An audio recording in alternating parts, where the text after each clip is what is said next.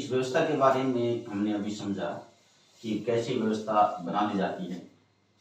भारतीय समाज के संदर्भ में व्यवस्था जाति के आधार पर कैसे बनी, कैसे उसके दुष्परिणाम समाज में आए, उस पर हम कभी किसी अन्य वीडियो में चर्चा करेंगे। अन्य अध्याय में हम या जब ये आगे अस्पृश्यता वाला जब टॉपिक आएगा इस पर हम चर्चा करेंगे। अब हम बात करें कि समाज में ये असमानता तो दृष्टिगोचर होती है, जैसे हमने विस्तार से पढ़ा, धर्म के आधार पर, जाति के आधार पर, लिंग के आधार पर। ये जब असमानता होती है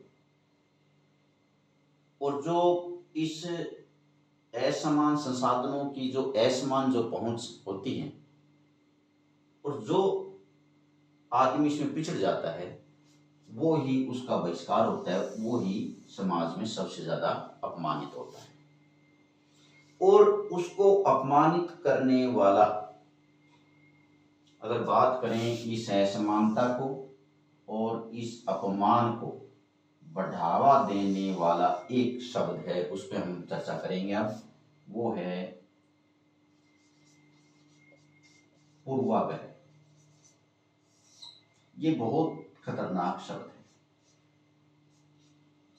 इसकी हम विस्तृत चर्चा अब करेंगे और बहुत इंपॉर्टेंट ये टॉपिक है। पूर्वाग्रह क्या है? जो समाज में असमानता को बढ़ाता है और समाज में अन्य लोगों को वो अपमानित भी करता है, ये शब्द। तो ये पूर्वाग्रह शब्द क्या है? पूर्वाग्रह शब्द का अर्थ है पूर्व निर्णय, यानी कोई व्यक्ति बिना साक्ष्य, बिना सबूत, बिना प्रमाण के पहले ही किसी बात को पहले से ही उसका निर्णय कर ले, नहीं नहीं ऐसा नहीं है, ऐसा ही है, यानी बिना तर्क, बिना साक्ष्य, बिना सबूत के किसी बात को ज्यों का त्यों मान लेना।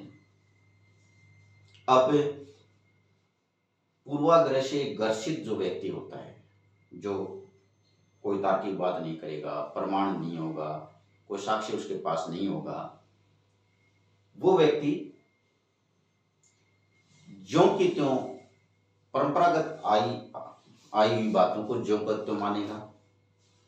वो इस पे नहीं जाएगा कि परंपरागत आई हुई विचार, परंपरागत आई हुई रूढ़ियां आज के समय में समाज के लिए, राष्ट्र के लिए उपयोगी है या वो हानिकारक है, वो उसके बारे में नहीं सोचेगा। वो उस बातों को ज्यों का त्यों मानेगा। तो उसी ज्यों का त्यों मानने वाला व्यक्ति, पूर्वाग्रह से ग्रसित व्यक्ति, उसके कारण ही समाज में असमानता और समाज में लोगों को अपमानित होना पड़ता है। और वो रूढ़िबद्ध जो धारणाएं होती है वैसे नहीं उसके दिमाग में आती। समाज में वह रहता है, परिवार में जहां रहता है, एक संस्कार उसके दिमाग में आते रहते हैं, पीढ़ी दर पीढ़ी संस्कार आते रहते हैं। उन संस्कारों की वजह से वो एक जो संस्कार है उसके मन की परत पर वो चढ़ जाते हैं और वो इतना रूढ़ हो जाता है कि वो किसी साक्ष्य, किसी सबूत और किसी प्रमाण को नहीं मानता और परंपरागत आए विचारों को वो मानता है। इतिहास और साहित्य का अत्यधिक विश्लेषणात्मक अध्ययन वो नहीं कर पाता। सकारात्मक क्या है, नकारात्मक क्या है, आलोचनात्मक पक्ष क्या है, इसके बारे में वो नहीं जाता। वो तो रूढ़िबद्ध हो जाता है और वो विचार समाज के लिए हानिकारक है या वो खतरनाक है, उसके बारे में वो निर्णय नहीं ले पाता। तो पूर्वाग्रह से ग्रसित जो व्यक्ति है, अगर आप उसको देखेंगे समाज में कैसे वो बोलता है, समाज में कैसे वो बातें करता है, तो देखते हैं कि पूर्वाग्रह से ग्रसित जो व्यक्ति होता है वो ऐसी बातें वे करते हुए नजर आता है कि अगर बात करें कि भारतीय संदर्भ में बात करें कि फला जाति के लोग ही वीर होते हैं, फला जाति के लोग ही बुद्धिमान होते हैं, फला जाति के लोग ही परिश्रमी होते हैं,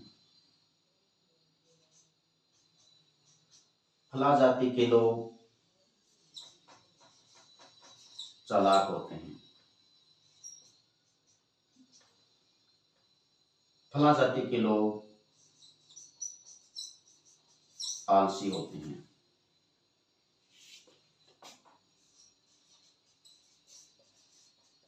महिलाएं अबला,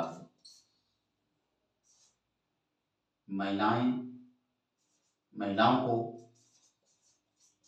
स्वतंत्र नहीं छोड़ना चाहिए, महिलाओं को पर्दा रखना चाहिए, और भी बहुत कुछ हो सकता है। ऐसे ऐसे विचार वो समाज में रखता है पूर्वाग्रह से ग्रसित व्यक्ति, और इसी वजह से समाज में असमानता, और जिन लोगों के प्रति वो ऐसा दृष्टिकोण अपनाता है वो समाज में अपमानित महसूस होते हैं। तो आइए इसका अगर हम थोड़ी चर्चा करें कि फला जाति के लोग ही वीर होते हैं, तो ऐसा बोलने वाला लोग पूर्वाग्रह से ग्रसित होता है।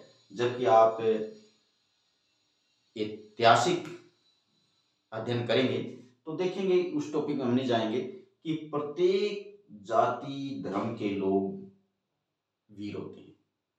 इसका ऐतिहासिक विश्लेषण ऐसे पूर्वाग्रह से ग्रसित व्यक्ति को करना चाहिए, क्योंकि आप देखेंगे वैदिक काल, उत्तर वैदिक काल, मौर्य काल, कुषाण युग, जो जो काल आए, तो उसमें ये नहीं कह सकते कि फला ही लोग अग्रणी थे या योद्धा थे, वीर थे। प्रत्येक जाति से लोग, प्रत्येक धर्म से लोग ने जब भी राष्ट्र सेवा का मौका मिला उन्होंने अपनी अग्रणी भूमिका निभाई है।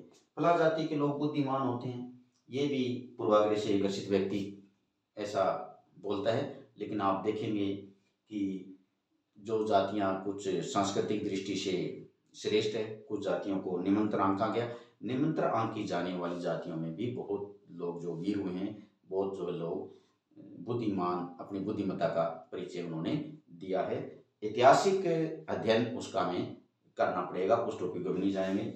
परिश्रमी होते हैं, ये भी बिल्कुल जो है पूर्वाग्रह से ग्रसित व्यक्ति बिल्कुल गलत जो समाज में बोलता है कि फला जाति के लोग ही परिश्रमी होते हैं, फला जाति के लोग ही आलसी होते हैं। किसी पूरे समुदाय, पूरे समूह के बारे में ये विचार कदापि ठीक नहीं हो सकता। हाँ, किसी व्यक्ति विशेष के बारे में हो सकता है, लेकिन मैं ये कहूँगा किसी व्यक्ति विशेष के बारे में भी ठीक नहीं हो सकता, क्योंकि कोई व्यक्ति भिन्न परिस्थिति में परिश्रमी हो सकता है, किसी भिन्न परिस्थिति में वो आलसी हो सकता है। तो ऐसा जो है पूर्वाग्रह से ग्रसित व्यक्ति ऐसा बोलता है। ऐसे भी आपको कि महिलाएं अबला होती है, महिलाएं मजबूत नहीं है, कि आज हम देखेंगे कि ऐसा कोई सेवा का मौका नहीं है जहाँ महिलाएं अग्रणी न हो।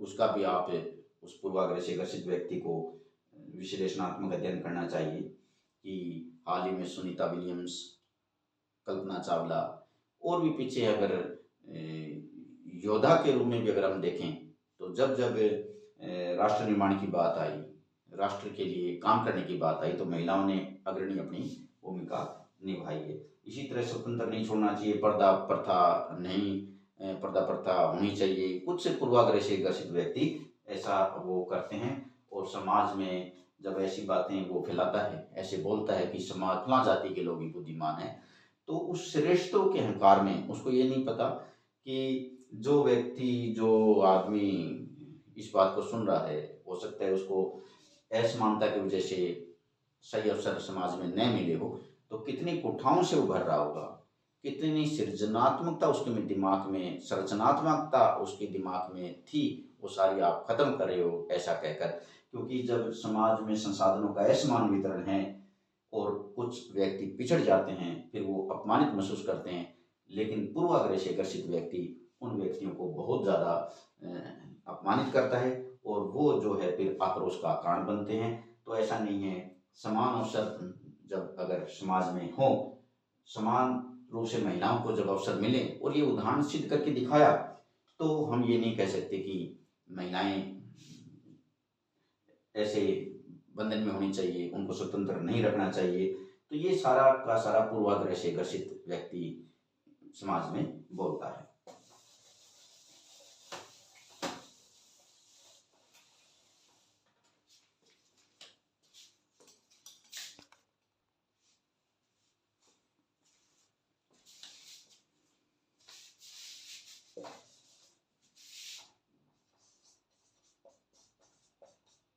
इसी की अगर हम बात करें, पूर्वाग्रह, ये पूर्वाग्रह शब्द समाज में, भारतीय समाज में आज भी बहुत ही गहराई से व्याप्त है। हालांकि कानून द्वारा, सरकार के द्वारा कानून बनाकर, सामाजिक आंदोलन से इसको कम किए जाने का प्रयास किया गया है। इसको कम करने का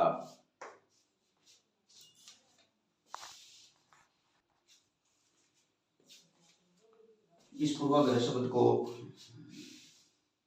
जो कि आज भी ये पूर्वाग्रह शब्द समाज में बहुत गहराई तक व्याप्त है और समाज में जो असमानता और किसी को अपमान करने को बढ़ावा देता है, तो पूर्वाग्रह ग्रसित जो व्यक्ति है वो समाज में असमानता को बढ़ावा देते हैं, दूसरों को अपमानित करते हैं और राष्ट्र निर्माण में सबसे बड़े जो अवरोधक है, तो वो ऐसे ही व्यक्ति है जो पूर्वाग्रह से ग्रसित व्यक्ति है, जो दूसरों को कुंठित करते हैं और एक अच्छे जो सृजनात्मकता समाज के लिए, राष्ट्र के लिए होनी चाहिए, उनकी सृजनात्मकता को खत्म करते हैं। और आप लोक व्यवहार में भारतीय समाज में देखेंगे बहुत ज़्यादा ये गहराई तक व्याप्त है कि फला जाति के लोग बुद्धिमान हैं। बड़े बड़े पढ़े लिखे लोगों को भी मैं सुनता हूँ, बड़ा कुंठित होता हूँ कि ये बोल क्या रहे हैं, फला जाति के लोग वीर होते हैं। कुछ नहीं उन्होंने अध्ययन किया। आप विश्लेषणात्मक अध्ययन कीजिए, समान अवसरों की बात कीजिए, समानता की बात कीजिए, तो आप देखेंगे कि राष्ट्र निर्माण में कितनी वो ताकत मिलेगी, समाज सशक्त होगा, राष्ट्र सशक्त होगा। और ऐसा नहीं है कि ऐसा सरकारें नहीं कर रही है, कानून बनाकर पूर्वाग्रह से ग्रसित व्यक्ति पर शिकंजा कसा जाता है। जो समाज में समाज सेवक होते हैं वो सामाजिक संगठन बनाकर पूर्वाग्रह से ग्रसित व्यक्तियों के खिलाफ आंदोलन चलाते हैं। और हमारे भारतीय संविधान निर्माताओं ने संविधान में समानता, धर्मनिरपेक्षता, स्वतंत्रता, बंधुता आदि शब्दों का चयन करके एक अच्छे राष्ट्र निर्माण को बनाने की कोशिश की है। और पूर्वाग्रह से ग्रसित व्यक्ति जो कि अवरोधक उत्पन्न करता है, उसको भी संतुलन में लाने की भारतीय संविधान निर्माताओं ने कोशिश की है। तो आज हमारा ये जो टॉपिक था, सामाजिक विषमता और बहिष्कार, मैं उम्मीद करूँगा कि आपने इस टॉपिक को अच्छे से समझा कि समाज में कैसे असमानता है, कैसे, अगर मोटी मोटी बात करें तो इस टॉपिक को आपने अच्छे से समझा होगा तो कि बहुत अच्छा ये चैप्टर है, इसको हम अच्छे से अध्ययन करना चाहिए, इसके बारे में और जानकारी हमें प्राप्त करनी चाहिए कि समाज में असमानता है और समाज में अपमान होता है, और इस असमानता का जो कारण है वो क्या होती है, व्यवस्था होती है। दक्षिण अफ्रीका का उदाहरण देकर इसको समझाया गया। और अपमान का जो कारण होता है वो